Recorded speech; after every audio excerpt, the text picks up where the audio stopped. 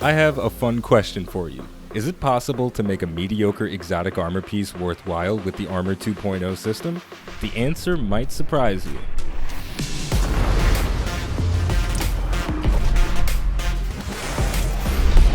I love experimenting with unorthodox loadouts, but there are some combinations that even I think are impractical and a waste of time. With that said, the Armor 2.0 system allows Guardians to specialize their playstyle more than ever before.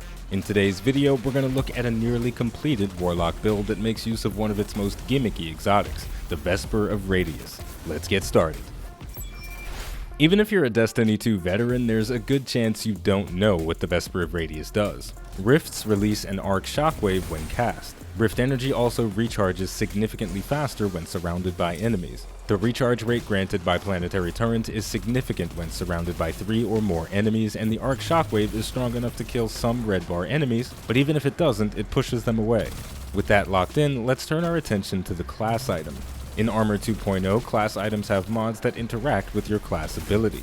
Distribution is a neutral energy mod that reduces the cooldown of all abilities when your class ability is activated in proximity to enemies. That's going to be in our first slot, but our second class-centric mod will be determined by our subclass selection.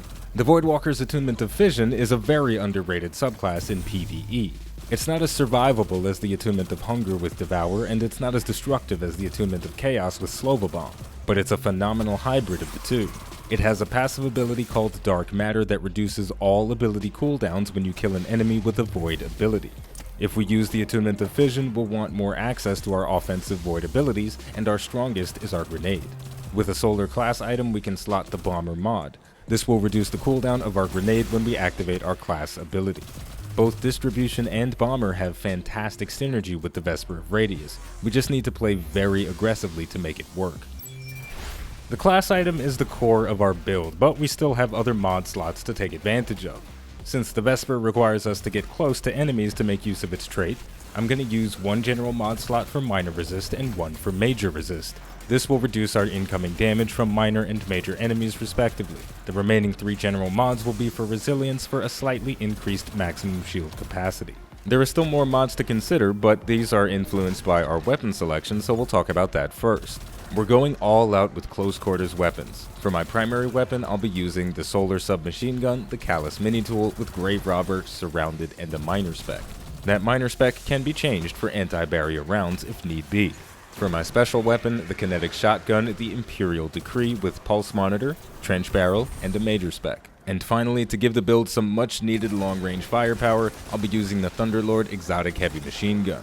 Its exotic trait, Rain Havoc, causes kills to rain down a lightning strike that damages nearby enemies. If those strikes kill an enemy, another strike will be created. Its second exotic trait is Lightning Rounds. The Thunderlord fires faster and more accurately the longer the trigger is held down. Continuous damage generates a lightning strike. Now that we know what weapons we're using, the rest of the mods will be tailored around that. For the helmet, Machine Gun Ammo Finder will help us keep the Thunderlord topped off.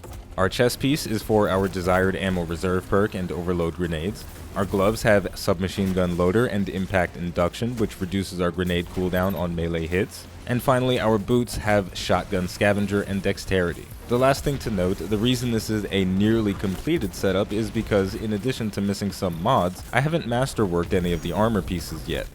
Bringing an armor piece to level 10 energy increases all that armor piece's stats by 5. A fully masterworked set of armor gives you a total of plus 20 to all stats. That means your mobility, resilience, recovery, intellect, discipline, and strength are all at tier 2 before counting the base stats on the armor. Now, let's get into the field for some testing.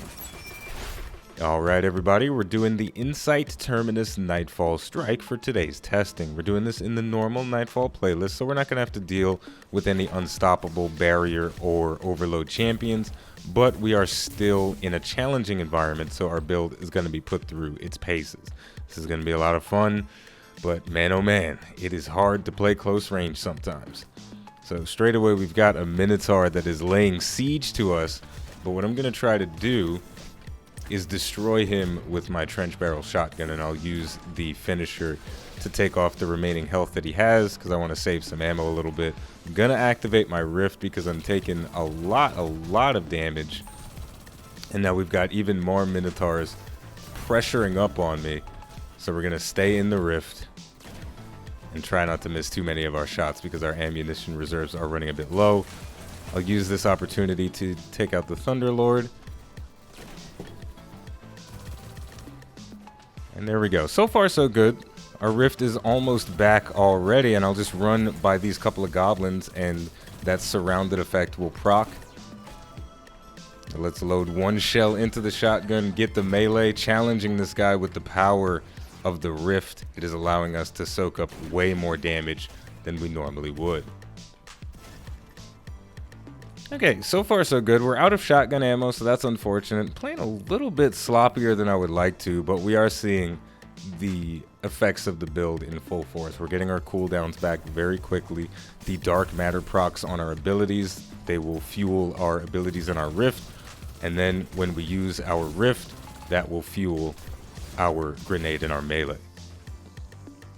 So right here, we've got a lot of guys, so I'm going to run up, then activate my rift. Not going to worry about getting the shockwave on them, but I am under the effect of surrounded right now. Even though I'm not super in the thick of the action, I can sort of work the angles a little bit and still get the surrounded effect when I need to. My rift is almost ready. That was what, maybe 10-15 seconds of fighting, and I was standing in a rift while the rift was regenerating, and that felt really good. Now I do have my super available, and I can use it to clear out a lot of these ads, but I'm also tempted to use it to kill that boss. So I'm going to use the Thunderlord as precise and accurately as I can to clear out these guys at long range. And then I will fly over and deal with the enemies. Oh my goodness. It's a purple brick. Let's go get it. I think it goes without saying that one of the obvious downsides to a build like this is when you are fighting at long range, you are going to feel a lot of pain. And this is something that will happen to any loadout that is incredibly specialized. If you're using a long range loadout, then you're going to feel a lot of pain when enemies get really close to you. So we have the inverse situation. Got a whole bunch of enemies here. I'll activate my rift to get distribution and bomber to proc. And then also the surrounded effect going to trigger just a little bit to give us some extra rift energy. So what we're doing here is we're playing as safe as we possibly can, but we're also playing pushed up so that we can take advantage of the exotic traits that we have. Now this part is going to be a little bit difficult. These enemies are very aggressive. But thankfully, I can use my rift to push them back a little bit. I'm definitely gonna have to take out the Thunderlord to deal with the next wave so that we can capture the objective in time. Go ahead and reload that. The enemies are gonna spawn. I wish I had a grenade ready to deal with those void shields, but I don't. That's okay. The Thunderlord is ripping and tearing just fine. Now, I'm gonna use my super almost right away in this section, but what I want to do first is I want to use all of my abilities, because the Attunement to Fission resets all of its ability cooldowns when the super activates and when it deactivates. So I'm using my super here mostly to clear out the big guy, but I may be able to get a little bit of an explosion on some of those miners over there. And as you saw, as soon as my super ended, my abilities came back. So now we're just back to that neutral game. We're trying to play pushed up. We're trying to gain the benefits of surrounded when we can, but also we have to play safe. I'm going to have to pull back here. I took a little bit too much damage. Didn't realize there was a major cabal left in the mix in addition to the big old boy. Let's just use a finisher on him. He had a decent chunk of health remaining that I didn't necessarily want to use a shotgun blast on. And we'll use the finisher on him as well, just for some extra style points. Why not? So now we're going to get a lot of enemies spawning, and we have another boss enemy that we're going to have to deal with. Let's get a grenade on those guys to clear them out. That's also going to refresh our abilities. Let's go after that Scion, trigger the dark matter. We have our rift now. So we can potentially push into some guys and get a little bit of splash damage. Unfortunately, I think I might have been too far to hit both of them. Yeah, we only tagged one of them a little bit, but that's okay. We're still sitting in the rift, and we're nice and safe. I'm gonna run up and hit that guy with the shotgun one time. May as well use it on that one as well. Now we've got some scions at long range, so we'll use the Thunderlord to pew them a little bit. I want to try and avoid sinking too many shots of the Thunderlord into major enemies and mostly save it for the bosses, like this guy. So we'll break his shield and then we're going to go full Thunderlord. Ripping and tearing nicely. I probably challenged him a little bit longer than I should have, but the resilience in our build definitely helping a little bit to keep us alive. Now I'm gonna have to push in and get a little. Oh, I could have finished him through his shield. That was a bit of a misplay on my part, but in any case, we got the kill. Now we have to deposit the biscuit in the basket. And then we've got to do it all again. Another wave of enemies are going to spawn as soon as we deposit. Now I don't have my super, but I do have my rift and a grenade. So what I'm going to do is run over here. Throw that grenade. Dark matter is going to heal us a little bit. I'm going to have to pop my rift behind cover. Unfortunately, not going to get the effects of the splash damage when doing so. But we have to prioritize our survival. So another thing you have to keep in mind with any build that you use is that sometimes you're not going to get to use all of the effects of the build. So there are going to be moments when it's just not practical for me to run up to an enemy to get some splash damage on them with my rift. And that was one of those moments. Now, there's a lot of guys here. I'm going to try and use my abilities before sending out my Nova Warp again because I want to use things somewhat optimally. So I'm going to send out the Nova Warp and I'm going to use it to clear out a bunch of ads this time instead of focusing the brunt of it on the boss enemy. Now before we finish it, I'm going to activate a rift from behind cover. You need to get out of my safe space, sir. And as you see, our rift is back. As soon as the Nova Warp ends, that is a part of the effect. And I want to clear out these snipers, the sniper scions, before dealing with the boss. Burning down the major a little bit, and now we can deal with the big old boy. How do you like them apples?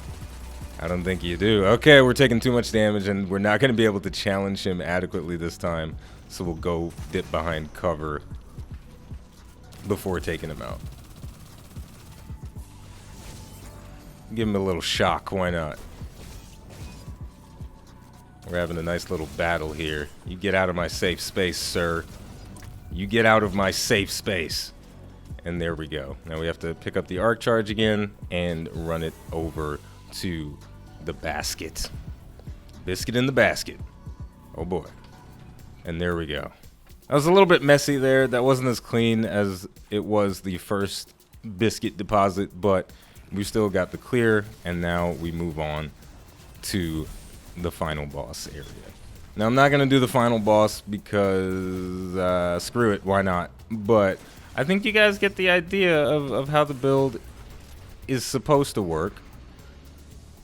In theory, it's very strong. This is not a build that I would say is universally powerful. It has contextual power. There are some encounters in which it is very easy for you to become surrounded by enemies, and you can very, very easily challenge those surrounded enemies. But some Nightfalls like this one, and the Nightfall ordeal for the week that I am recording this, is very difficult to surround yourself without dying. So you know, you got to pick and choose where you use certain builds, and this is definitely a build that feels very specialized for certain environments. I think this has phenomenal potential in the Vex offensive. You are constantly surrounded by enemies there. You will have basically infinite access to your rift and, as a result, your abilities. So really, you just got to pick and choose where you use a playstyle like this and a build like this, because there are some instances where it'll be beneficial and others where it'll be detrimental, and you just have to determine that. Another thing to keep in mind is I am using a minor spec on my submachine gun, but if I was in an environment that had barrier champions in a large quantity, I would switch that minor spec for anti-barrier rounds, and then I would have the ability to deal with those enemy types. So with all of that said, that is going to do it for the build for today. This one went a little bit long, but the Insight Terminus is a pretty long Nightfall and had to be very careful not to die. I did end up doing the final boss, and he killed me when he was at about 20% health, so feels bad, but either way, I think I proved that the Vesper of Radius can be a very effective exotic if you build around it the correct way. Now, is it a high tier exotic? Definitely not. Is this the best build in the game? Definitely not. But it is a fun way to play the game, and again, in certain environments, it is very, very powerful. So, with all of that said, if you enjoyed this video and you'd like to support the channel more than you already do just by watching, liking, subscribing, and commenting, you can head over to patreon.com/iBluairJgR to become a patron. As always, the name of the game is Destiny 2, the name of the channel is iBluairJgR. Thank you for watching, and I'll see you next time.